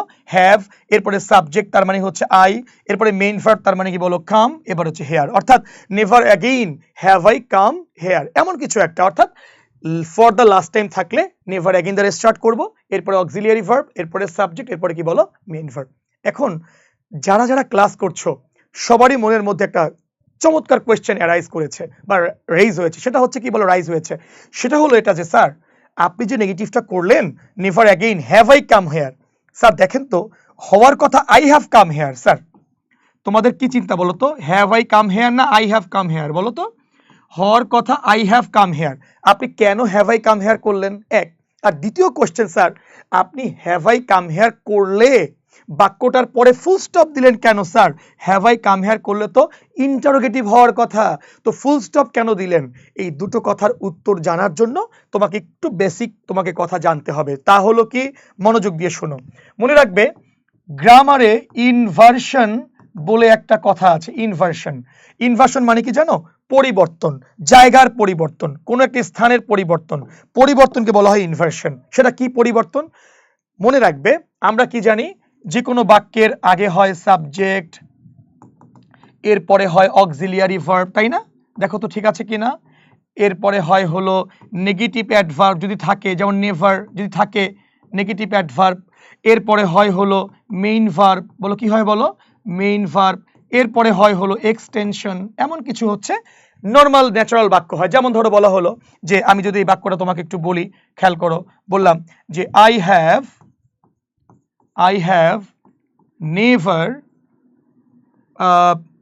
কাম হেয়ার, অথবা I will never go there, বা আই উইল নেভার। আমরা হ্যাভকে এভাবে না করে আমরা এভাবে করি, ওয়েট, বাক্যটাকে এভাবে লিখি, তাহলে আরেকটু ভালো হয়। ওয়েট, সেটা হচ্ছে আই হ্যাভ না লিখি, আচ্ছা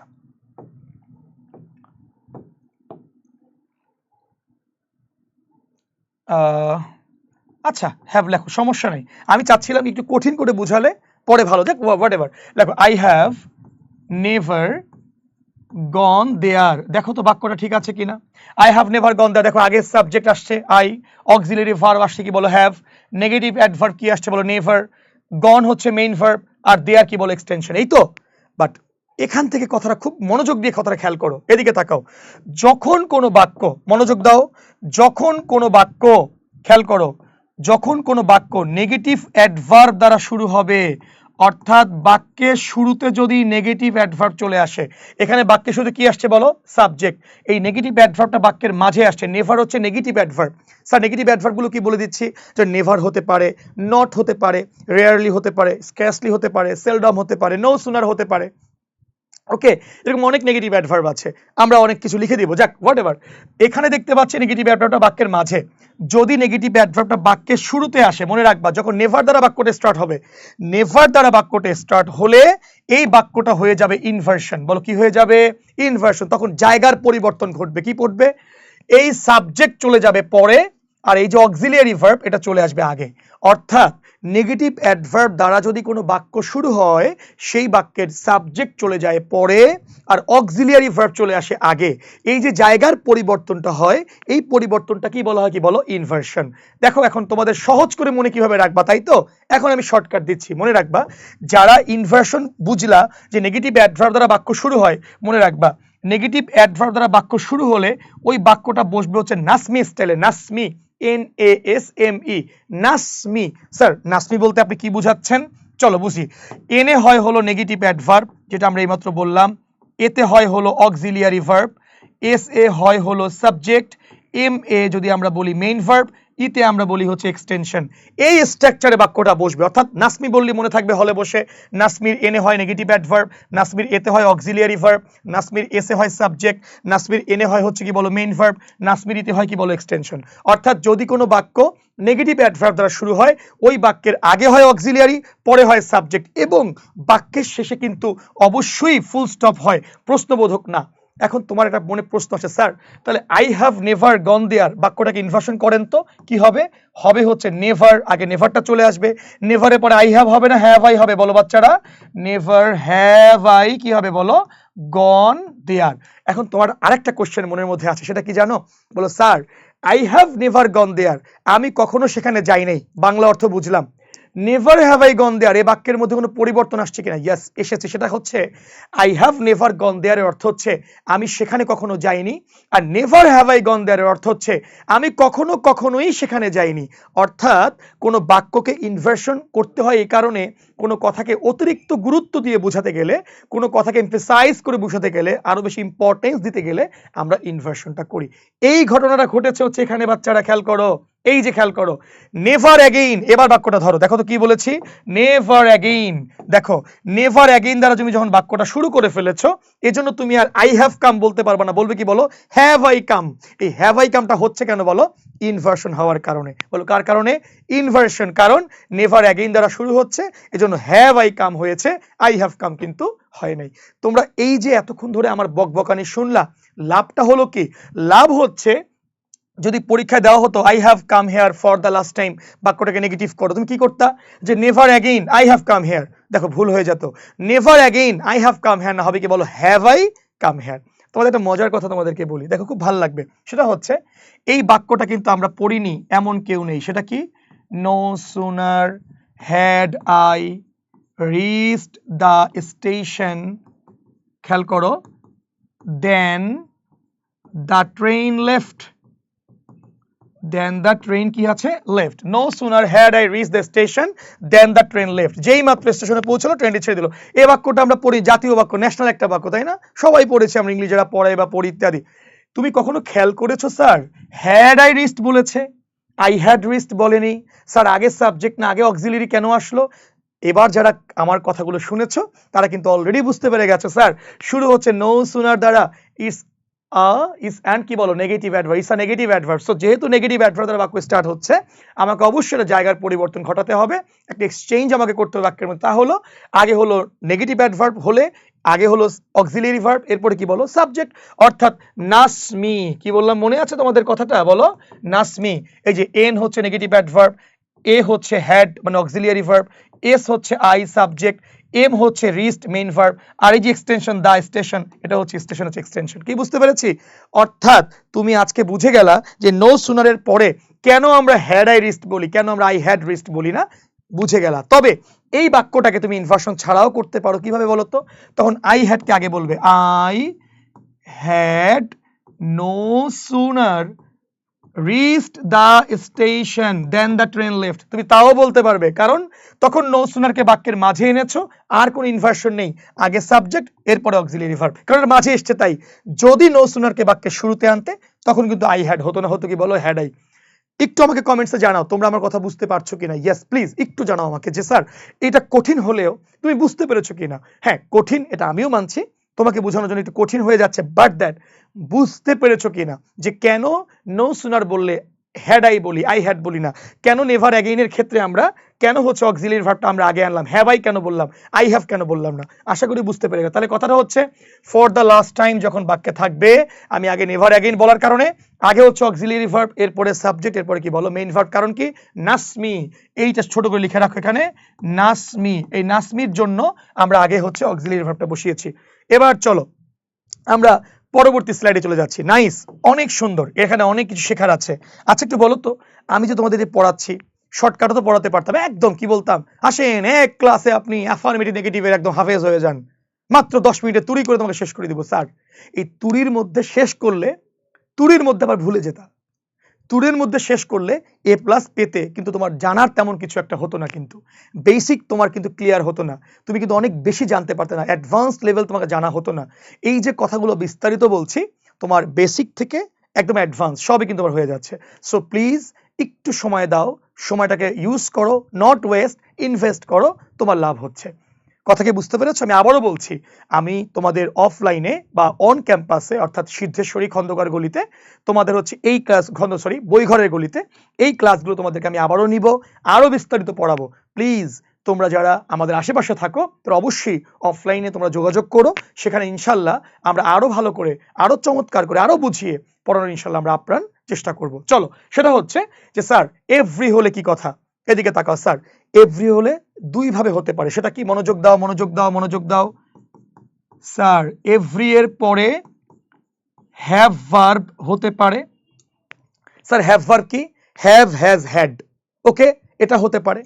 আবার এভরি এর পরে হ্যাভ ভার্ব ছাড়া বিবিএস ভার্ব হতে পারে। স্যার বিবিএস আবার কি জিনিস?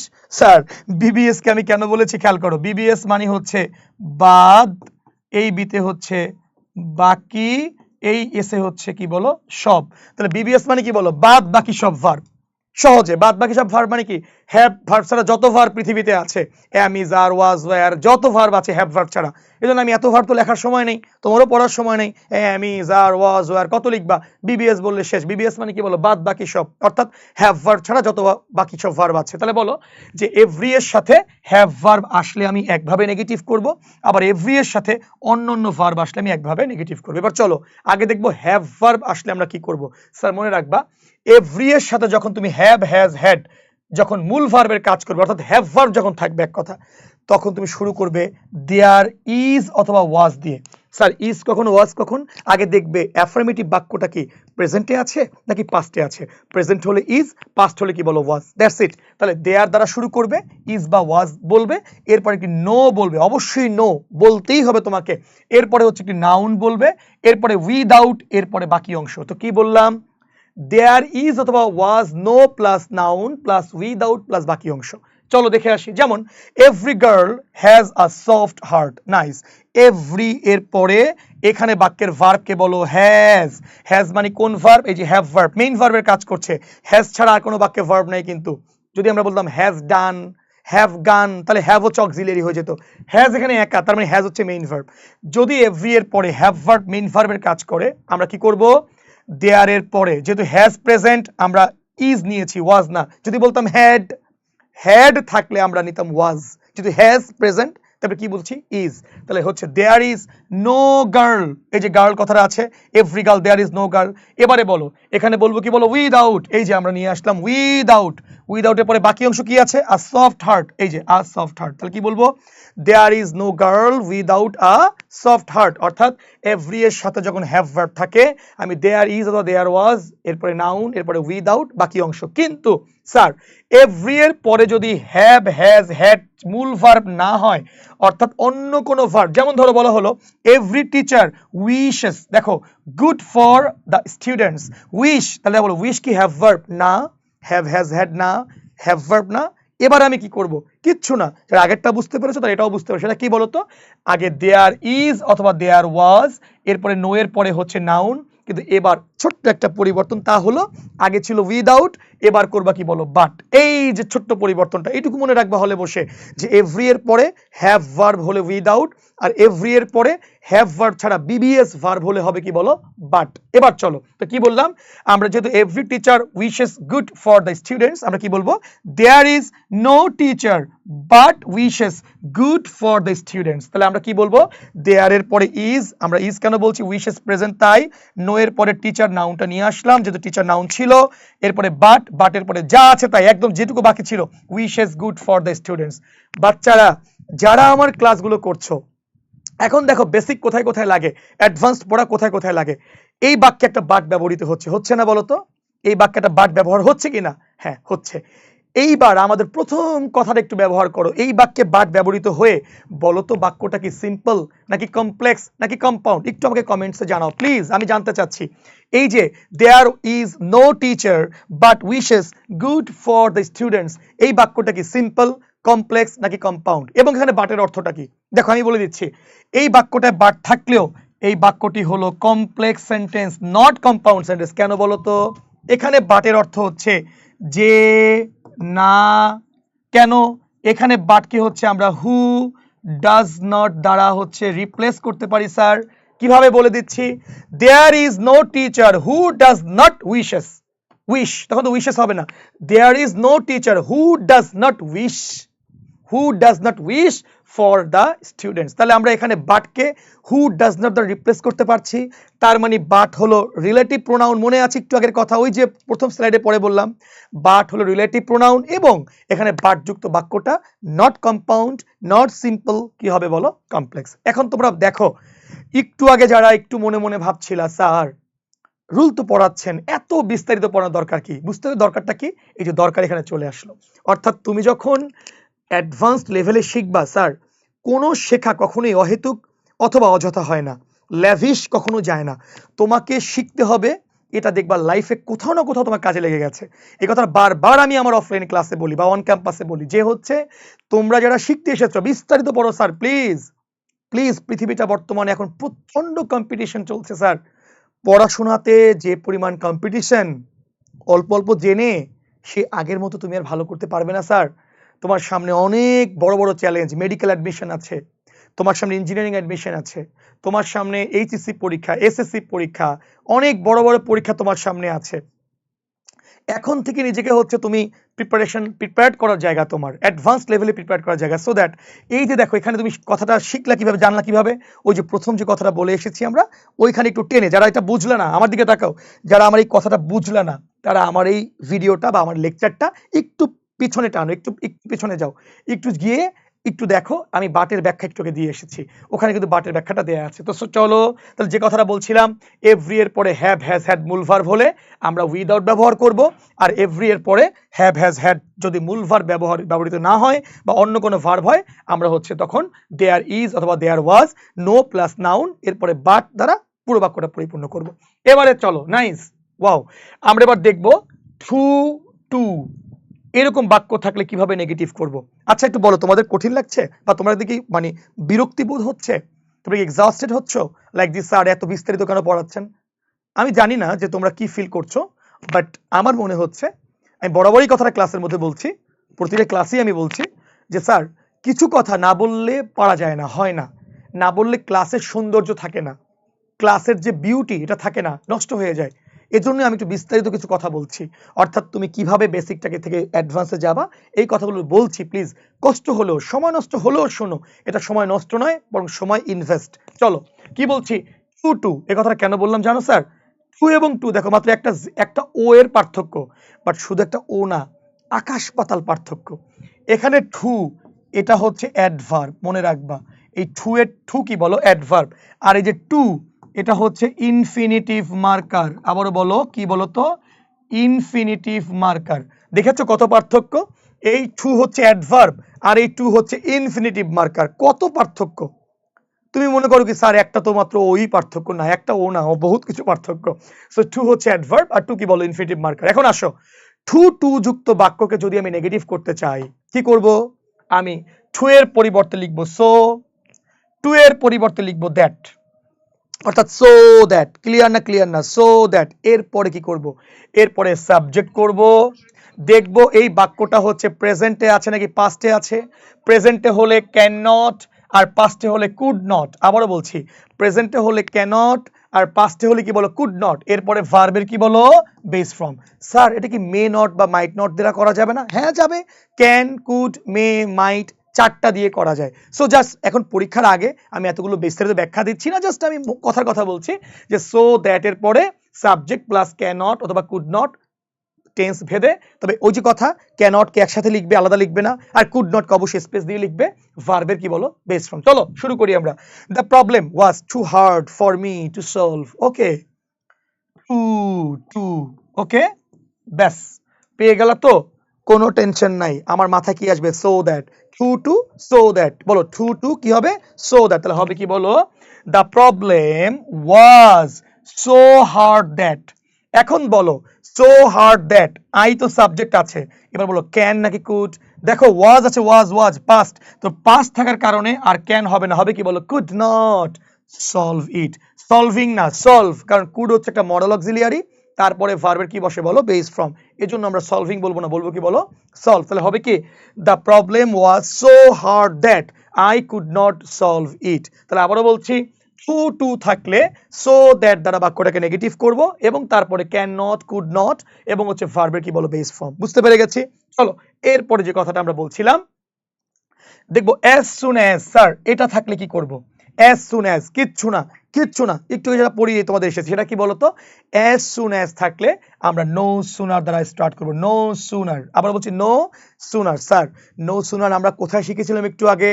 আমরা ওই যে নাসমি ইনভার্সন মনে আছে তো? ফাইন, ব্যাস হয়ে গেছে। এবারে আসো, as soon as I entered the room the bell ring.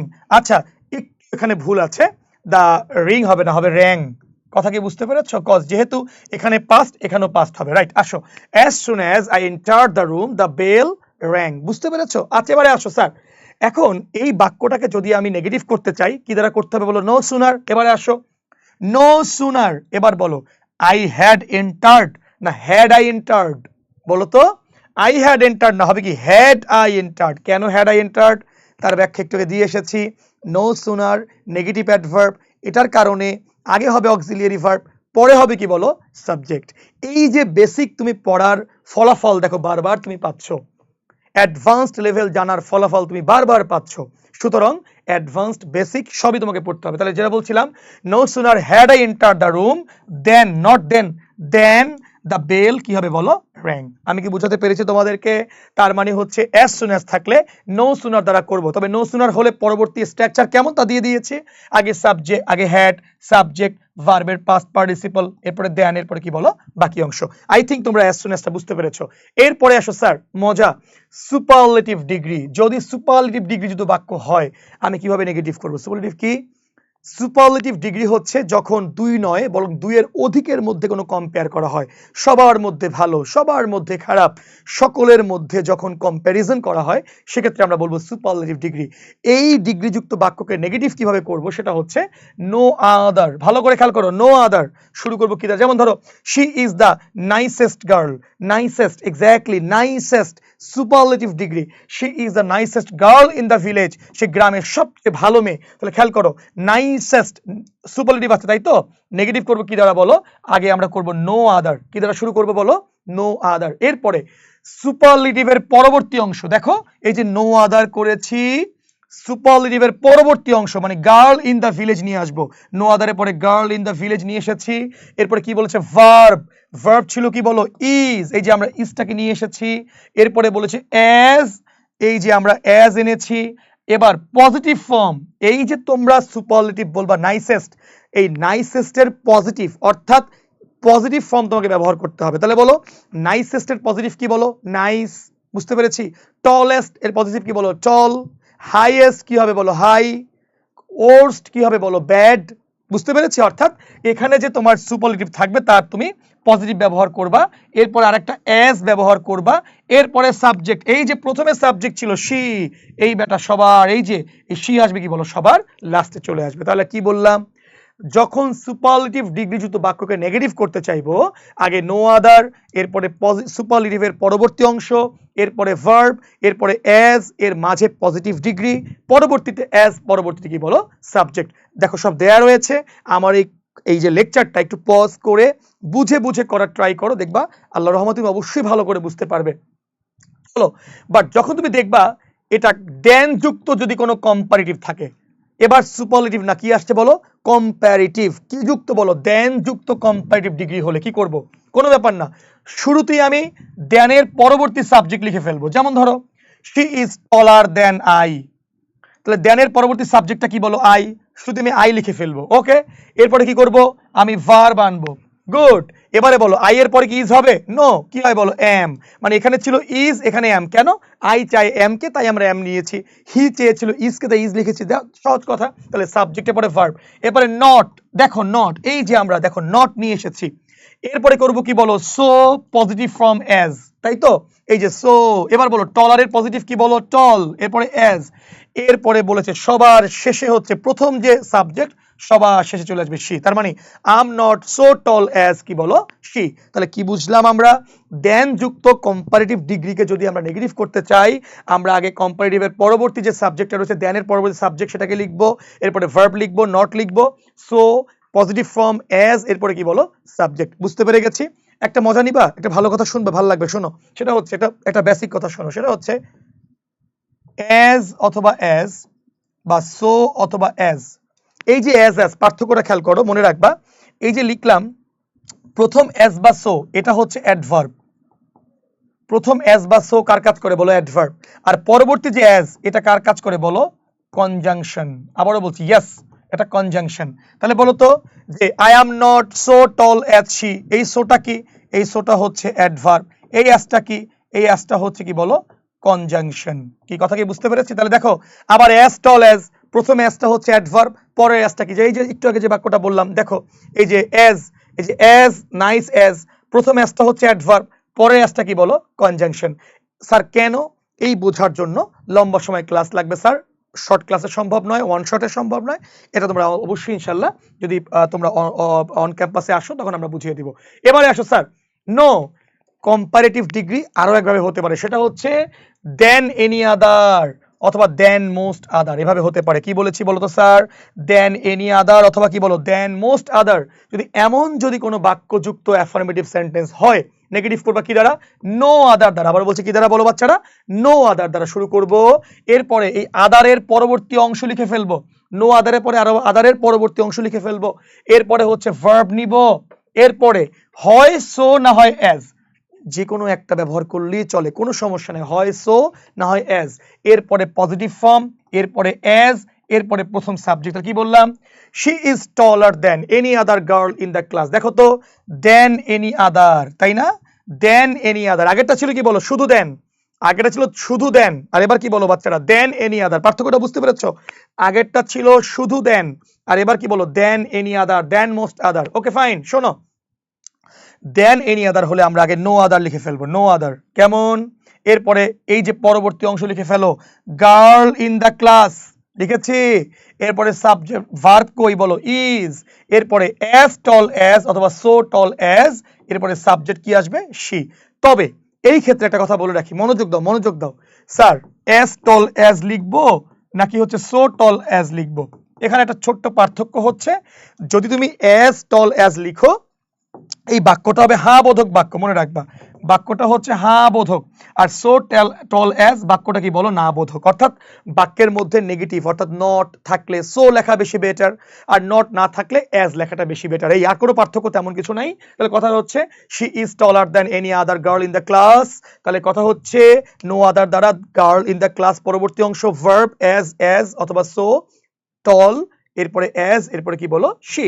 ওকে, এরপরে আসো স্যার যদি কম্পারেটিভটা থাকে লেস দেন, আবারও বলছি যদি কম্পারেটিভটা থাকে কি বলো লেস দেন, তাহলে দেখো তো কম্পারেটিভের আমি তিনটে রুল তোমাদের শিখালাম। একটা হচ্ছে শুধু দেন, একটা হচ্ছে তোমার কি বললাম দেন এনি আদার বা দেন মোস্ট আদার, আরটা কি বললাম বলো লেস দেন।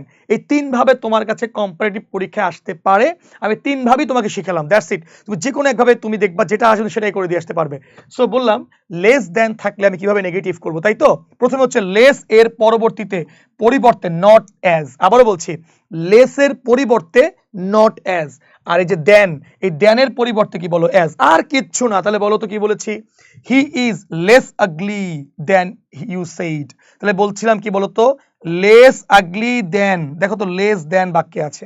তাহলে আমরা লেসের পরিবর্তে করব কি নট অ্যাজ, আর দেনের পরিবর্তে কি করব অ্যাজ। আর কোনো পার্থক্য নেই। তাহলে হবে কি he is not as ugly as you said. অর্থাৎ লেস দেন থাকলে লেসের পরিবর্তে হচ্ছে নট, আর হচ্ছে দেনের পরিবর্তে কি বলো অ্যাজ বসালি বাক্যটা তোমার নেগেটিভ হয়ে গেল। That's it. তাহলে আমরা কি বুঝলাম, সুপারলেটিভের একটা রুল পেলাম, আর কম্পারেটিভের ক্ষেত্রে আমরা তিনটা জিনিস পেলাম। দেন থাকলে একটা কথা আমরা বললাম, আর হচ্ছে তোমার কি বললাম বলো দেন এনি আদার, দেন মোস্ট থাকলে একটা কথা বললাম, আর কি বললাম লেস দেন থাকলে আমরা আরেকটা কথা বললাম। চলো এরপরে একটা চমৎকার জিনিস, যখন দেখবো ফর গুড অথবা হচ্ছে ফর এভার, এর অর্থ কি ফর গুড মানে কি বলতো চিরতরে, একেবারে কোনো কাজ করে ফেলা, ফর গুড চিরতরে।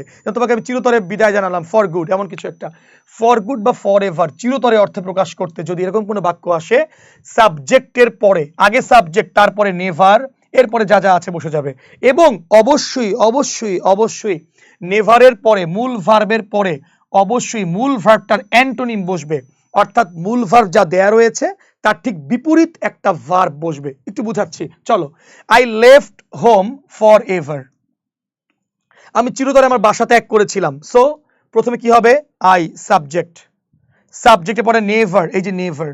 এবার বলো তো ভার্বের অ্যান্টোনিম, বলো লিভ, এলিএভি লিভ। বলো লিভ অর্থ কি বলো ত্যাগ করা, লিভ অর্থ ছাড়া, ত্যাগ করা। তো লিভের অ্যান্টোনিম কি বলো, লিভের অ্যান্টোনিম কি বলো রিটার্ন। ক্লিয়ার না, ক্লিয়ার না। অর্থাৎ তুমি যখন হচ্ছে আগে সাবজেক্ট তারপরে নেভার, এরপরে যে ভার্বটা আছে ওই ভার্বের ঠিক অ্যান্টোনিম ফর্ম তোমাকে রাখতে হবে। অর্থাৎ যদি দেয়া থাকে লিভ, তুমি করবা কি বলো রিটার্ন। এখন তোমার একটা কোয়েশ্চেন, স্যার কোন ভার্বের অ্যান্টোনিম কি তা আমি কিভাবে জানবো? ওয়েট, সে ব্যবস্থা তোমাদের জন্য আমি করেছি, একটু মনোযোগ দিয়ে খেয়াল করো। এই যে দেখো পরীক্ষায় আসার মতো যত অ্যান্টোনিম তোমার লাগবে স্যার আমি তোমাকে সব এখানে দিয়ে দিয়েছি। দেখো তোমার সব এখানে দেখো দেয়া রয়েছে, দেখো এই যে সব এখানে দেয়া রয়েছে। আমি এই স্লাইড তোমাদেরকে দিয়ে রাখবো।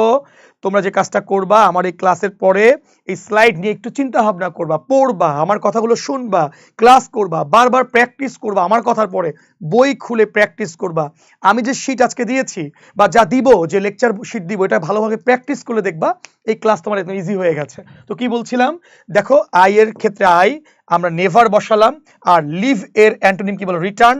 এখানে লেফট ছিল পাস্ট তাই আমি বলেছি রিটার্ন, লেফট পাস্ট তাই রিটার্ন, এরপরে তো হোম ছিল। তার মানে ফর গুড বা ফর এভার থাকলে সেক্ষেত্রে আমরা সাবজেক্টের পরে নেভার বসাবো, মূল ভার্বের অ্যান্টোনিম, এরপর যা আছে কি বলো তাই। আশা করি বুঝতে পারছো। এরপরে আসো স্যার এই চারটা খুব প্যারা দেয়, খুব প্যারা। এবং এই চারটা মজার কথা কি জানো, বিভিন্ন বইতে বিভিন্ন জায়গায় চারটাকে চারটা রুল লিখেছে। স্যার চারটা রুল কেন? এবং মজার কথা হচ্ছে কি জানো, আরো বেশি অদ্ভুত কথা হচ্ছে চারটাকে চার রুল চার জায়গায়। অর্থাৎ ধরো এই রুলটা হচ্ছে রুল নাম্বার ধরো 5, এটা আবার রুল নাম্বার হয়ে গেল 8, এটা রুল নাম্বার ধরো 13তে পাচ্ছ। স্যার এই পাশাপাশি না পড়ার কারণে যতই পড়ো ততই ভুলো। আমি চারটাকে আমি একবারে দিয়ে দিয়েছি। সেটা কি খেয়াল করো ভাই, মেনি থাকলে তুমি করবা হচ্ছে নট আ ফিউ। আবারও বলছি মেনি থাকলে নেগেটিভ করবো কি দ্বারা বলো নট আ ফিউ। মাছ থাকলে করব হচ্ছে not a little. A few থাকলে নেগেটিভ করব হচ্ছে নট মেনি, আর আ লিটল থাকলে করব হচ্ছে নট মাছ। একদম মুখস্থ করে ফেলো এগুলো। একদম মুখস্থ মানে কি বলো জানো, আমি ক্লাসে প্রায় বলি এটিএম করবা। এটিএম মানে কি বলো, এক টানা মুখস্থ, কোনো বোঝাবুঝি নাই। এটিএম এক টানা মুখস্থ, কোনো বোঝার দরকার নেই, পুরো মুখস্থ করে ফেলো। মেনি হলে নট আ ফিউ, মাছ হলে not a little, a few হলে নট মেনি, আ লিটল হলে কি বলো নট মাছ। তবে এইগুলো কেন হয় তার বড় ব্যাখ্যা আছে, বেসিক টু অ্যাডভান্স ক্লাসে আমরা এগুলো শিখবো ইনশাল্লাহ। মাছ কোথায় বসে, মেনি কোথায় বসে, লিটল কেন, ফিউ কেন, আ লিটল আ ফিউর মধ্যে কি পার্থক্য রয়েছে, আবার ফিউর মধ্যে কি পার্থক্য, ইত্যাদি বিস্তারিত ক্লাস আমরা ইনশাল্লাহ অফলাইনে নিব। তো যেটা বলছিলাম, হি হ্যাজ মেনি ফ্রেন্ডস, আসো মেনির পরিবর্তে কি নিব বলো নট, তাহলে he has not a few friends. আচ্ছা শি হ্যাড মাচ ওয়েলথ, দেখো মাছের পরিবর্তে কি বলো, she had not a little wealth, দেখো মাছের পরিবর্তে নট আ লিটল। বললাম কি মিতা বট আ ফিউ বুকস, দেখো আছে আ ফিউ অ্যাফার্মেটিভে, নেগেটিভ কি করব, মিতা ডিড নট বাই, খেয়াল করো Mita did not buy many books, ভালো করে খেয়াল করো, মনে রাখবা যখন তুমি আ ফিউ কে তুমি যখন মেনি করবা, ভালো করে খেয়াল করো, তুমি যখন আ ফিউ কে যখন তুমি মেনি নট নট মেনি করবা, নট মেনি তো করবা না, নট মেনি তো করবা। এখন বলো মিতা নট তো করা যায় না, এই নটকে করার জন্য, নেগেটিভ করার জন্য তোমার অতিরিক্ত একটা ডু ভার্ব আনা লাগছে। এটা তো একদম নর্মাল একটা সেন্স, সেটা কি বলতো, যে যদি আমরা নট ব্যবহার করতে চাই আমাকে একটা অক্সিলারি ভার্ব আনতে হয়, ডু ভার্ব আনতে হয়, তাই তো এজন্য হচ্ছে নটের কারণে আমরা ডু ভার্ব আনলাম। কি হবে, Mita did not buy, sir did not কেন এনেছি, দেখুন বট বাই না, বট মানে পাস্ট টেন্স, এজন্য আমরা ডিড করেছি। Mita did not buy many books, অর্থাৎ আ ফিউ থাকলে নট মেনি তো বলবো, এই নটের ক্ষেত্রে আমরা ডিড নট মেনি বলছি। কেন, কারণ স্যার এই ভার্বটাকে নেগেটিভ করতে হলে একটা ডু ভার্ব আমার লাগবে। আবার খেয়াল করো, যেমন Mita had a little money, a little আছে, নেগেটিভ করো নট মাচ, তাহলে মিতা হ্যাডকে নেগেটিভ করো did not have. Sir did not have কেন, কারণ এই হ্যাডটাকে নেগেটিভ করতে হলে ডিড নট, আর ডিড নটের পরে ভার্বের বেস ফর্ম, এই হ্যাডের বেস ফর্ম কি বলো হ্যাভ, বলে হ্যাডের বেস ফর্ম কি বলো হ্যাভ, এই জন্য আমরা হ্যাভ লিখেছি। Mita did not have much money, কি বুঝতে পেরেছি স্যার, তাহলে এই চারটা মুখস্থ করে ফেলবো। মেনি থাকলে নট আ ফিউ, আবারও বলছি মেনি থাকলে নট আ ফিউ, কথা কি বুঝতে পেরেছি, মাছ থাকলে not a little, a few থাকলে নট মেনি, এবং আ লিটল থাকলে বলো নট মাচ। ক্লিয়ার, এরপরে আসো চিরন্তন সত্য কিছু, ইউনিভার্সাল ট্রুথ, এক্স্যাক্টলি কিছু বাক্য আছে ইউনিভার্সাল ট্রুথ, চিরন্তন সত্য, এক কথাই, কথার কোনো ব্যতিক্রম নেই। এগুলো নেগেটিভ কিভাবে করবো, দুই ভাবে করতে পারবে, বলো কয়ভাবে, দুই ভাবে তুমি করতে পারবে। সেটা হচ্ছে বাক্যের শুরুতে তুমি একটা কথা যুক্ত করে দিবে, it is not false that, ব্যাস এটুক লিখে যা আছে হুবহু বসিয়ে দিবে, যে it is not false that, এটা দিয়েও পুরো বাক্যটা লিখে ফেলতে পারবে। অথবা তুমি চাইলে বাক্যের শুরুতে ইজেন্ট অথবা ডাজেন্ট দিয়ে শুরু করতে পারবে। যেমন ধরো বলা হলো হেলথ ইজ ওয়েলথ, স্বাস্থ্যই সম্পদ, স্যার সত্য না মিথ্যা কথা, অবশ্যই চিরন্তন সত্য কথা, কি বলবে, it is not false that health is wealth. যদি না চাও কি করতে পারবা, isn't health wealth, then isn't, এই যে ইজেন্ট এটা ব্যবহার করছি, ইজেন্ট হেলথ ওয়েলথ, তুমি তাও ব্যবহার করতে পারবে অবশ্যই পরে কোশ্চেন মার্ক। আর যদি চাও it is not false that health is wealth, তুমি তাও ব্যবহার করতে পারবে। তোমরা কি বুঝতে পেরেছো, এখন এদিকে তাকাও, এতক্ষণ ধরে ক্লাস করলে এই ক্লাস কোনো কাজে লাগবে না যদি তুমি এই রুলটা ভালো করে না বুঝো। সেটা কেন, এতক্ষণ তুমি অনলি শিখলে, ফার্স্টে মনে আছে, আমি একটু রিমাইন্ড তোমাকে করাচ্ছি, অনলি বা অ্যালোন থাকলে none but, nothing but, not more than, not less than, ঠিক আছে, নো ওয়্যার বাট করেছি। আবার must, have to, has to থাকলে কি বলেছি, ক্যানট বাট, ক্যানট হেল্প।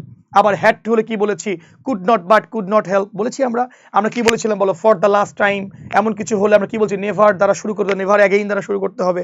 আমরা বলছিলাম অ্যাজ সুন অ্যাজ থাকলে কি করতে হবে, নো সুনার হ্যাড দ্বারা স্টার্ট করতে হবে। এই যত রুল আমরা পড়লাম, যদি এর মধ্যে কোনো রুল না আসে সে বাক্যকে নেগেটিভ তুমি কিভাবে করবা, সেটা কি বলেছি, উপরোক্ত রুলস বহির্ভূত বাক্যগুলোকে নেগেটিভ করতে হলে কি করতে হয়, উপরিউক্ত বা উপরযুক্ত বা বহির্ভূত বাক্যগুলোকে নেগেটিভ করতে হলে আগের যে রুলগুলো পড়লাম সেগুলো বাদ দিয়ে রুল আসো। যেমন ধরো আসলো পরীক্ষায় I shall love you, sir কোথাও আমি অনলি দেখতে পাচ্ছি না, অ্যাজ সুন অ্যাজ দেখতে পাচ্ছি না, নেগেটিভ মানে হচ্ছে একটা কম্পারেটিভ দেখতে পাচ্ছি না, মেনি নেই, এটা কিভাবে নেগেটিভ করব। অথবা বলা হলো I will remember your activities, I will remember your activities, দেখো তো বাক্যের মধ্যে কোনো কি আছে, অনলি না, অ্যাজ সুন অ্যাজ নাই, কিছুই নেই, আগের রুলগুলো কিছুই নাই। স্যার এমন যদি কোনো বাক্য থাকে, কিচ্ছু না, একটু মনোযোগ দিয়ে শোনো, ভার্বের পরে একটা নট যুক্ত করবা, খুব খেয়াল, ভার্বের যেটা আছে তারপরে কি বলো নট। আচ্ছা এরপরে কি করবা, প্রদত্ত বাক্যের অ্যাডজেক্টিভ বা ভার্বটাকে তুমি অ্যান্টোনিম ব্যবহার করবা, যে ভার্বটা দেওয়া থাকবে তার ঠিক বিপরীত ভার্বটা ব্যবহার করবা। যেমন খেয়াল করো আই শ্যাল লাভ ইউ, তাই তো, আগে খেয়াল করো এখানে আই কই, আই দেয়নি, আচ্ছা ফাইন আমি দিয়ে দিচ্ছি, ওকে ফাইন। কি বলেছি বলতো, কি বলেছি বলো, আই শ্যাল লাভ ইউ। এই বাক্যটাকে নেগেটিভ কিভাবে করবো, আগে আই এরপরে শ্যাল, এরপরে বলছি নট, এই যে আমি নট যুক্ত করলাম, এরপর লাভের অ্যান্টোনিম কি বলো, লাভ কি হবে বলো, hate. I shall not hate you, শেষ, আর কিচ্ছু না। অর্থাৎ যদি এভাবে করে আমার কাছে আসে, আগে আমি সাবজেক্ট, এরপর অক্সিলারি ভার্ব বা যা আছে, এরপর নট করে যে ভার্বটা আছে বা যে অ্যাডজেক্টিভটা থাকবে, ভার্ব বা অ্যাডজেক্টিভ যেটাই থাকুক না কেন, তার তুমি জাস্ট অ্যান্টোনিমটা করে ফেলবো, অর্থাৎ যেটা দেওয়া থাকবে তার বিপরীত ওয়ার্ডটা ব্যবহার করবে। যেমন ধরো শি ইজ বিউটিফুল, আগে শি, এরপরে ইজ, ওই যে নট, বিউটিফুল অ্যান্টোনিম কি বলো, আগলি। দেখো আমি অ্যান্টোনিম ব্যবহার করেছি, অ্যাডজেক্টিভের অ্যান্টোনিম, এটা ছিল হচ্ছে ভার্বের অ্যান্টোনিম, লাভ এর হেইট, আর বিউটিফুল আগলি। আবার বলো I will remember your activities, তো রিমেম্বারকে আমি অ্যান্টোনিম করবো, শি উইল নট, দেখো নট আছে। রিমেম্বার অ্যান্টোনিম কি বলো, ফরগেট, রিমেম্বার মনে করা, ফরগেট ভুলে যাওয়া, রিমেম্বার বা ফরগেট বলবো ফরগেট ইউর অ্যাক্টিভিটিস, দেখো একই কথা। আবার I shall always help you, খেয়াল করো, I shall always help you, আসো আগে আই এরপরে শ্যাল, মনে রাখবা অলওয়েজ থাকলে আর নট করবা না, অলওয়েজ থাকলে একবারে নেভার করবা, খুব খেয়াল খুব খেয়াল খুব খেয়াল, এটা কিন্তু পরীক্ষা আসবে। অলওয়েজ থাকলে নেভার, অলওয়েজ থাকলে নট নয়, কি হবে বলো, নেভার নেভার নেভার, তাহলে হবে কি আই শ্যাল নট হবে না, হবে কি আই শ্যাল নেভার। এবার বলো হেল্প মানে কি বলো, তোমাকে সাহায্য করা, অ্যান্টোনিম কি বলো, প্রিভেন্ট, বাঁচিয়ে রাখলাম, সাহায্য করলাম না, এমন কিছু একটা।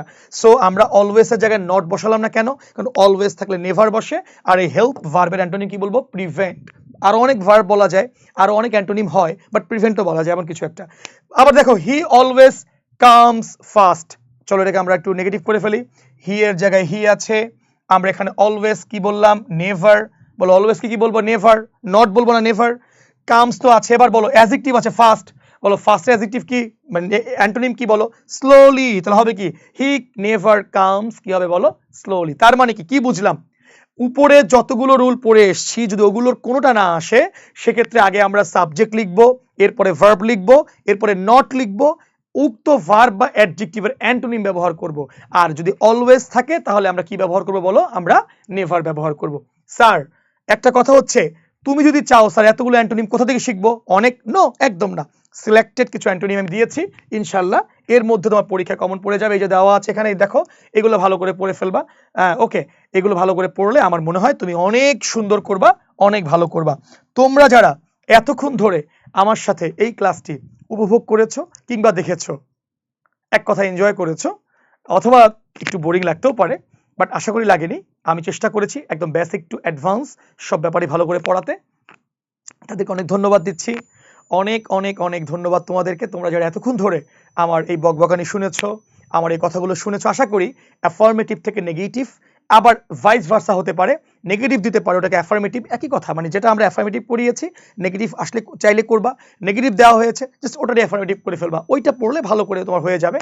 এবং আশা করি তোমরা কিছু এনজয় করেছো, কিছু তোমরা শিখতে পেরেছো আমার এই ক্লাস থেকে, এবং আমি তোমাদের কাছে আন্তরিকভাবে দোয়া কামনা করছি, আন্তরিকভাবে তোমাদের কাছে আমার দোয়া কামনা রইল। আর একটা কথা হচ্ছে যে স্যার তোমরা যারা এই মুহূর্তে দেখছো, আমি তোমাদেরকে বারবার বলছি অফলাইন অফলাইন, কারণ মনে রাখবে অফলাইন ক্লাসে বা অন ক্যাম্পাস ক্লাসে এমন কিছু আমরা দেওয়ার চেষ্টা করি যেটা আমরা চাইলেও অনলাইনে দিতে পারছি না, কজ কিছু সীমাবদ্ধতা আমাদের আছে, অনেক কিছু পড়ানোর সীমাবদ্ধতা আছে, লেকচার শিট দেওয়ার সীমাবদ্ধতা আছে। এজন্য আমি তোমাদেরকে অবশ্যই তোমাদেরকে আমার অন ক্যাম্পাসে আমার ক্যাম্পাসটা ভিজিট করার জন্য তোমাদেরকে অধীর আগ্রহে তোমাদেরকে আমি নিমন্ত্রণ করলাম। আর একটা কথা হচ্ছে এটা যে তোমরা যারা এখন পর্যন্ত পরীক্ষার সামনে তোমাদের যাদের চলে এসছে, জাস্ট এইটুক দেখে ফেলো, আমি তোমাদের ইনশাল্লাহ এর পরে তোমাদেরকে অ্যাক্টিভ প্যাসিভের ক্লাস ইনশাল্লাহ নিব, কিভাবে অ্যাক্টিভ থেকে প্যাসিভ করব, কিভাবে প্যাসিভ থেকে অ্যাক্টিভ করব, একটা দারুণ ক্লাস। আশা করি অ্যাক্টিভ প্যাসিভের ক্লাসটা তোমার কাছে খুবই সুন্দর লাগবে।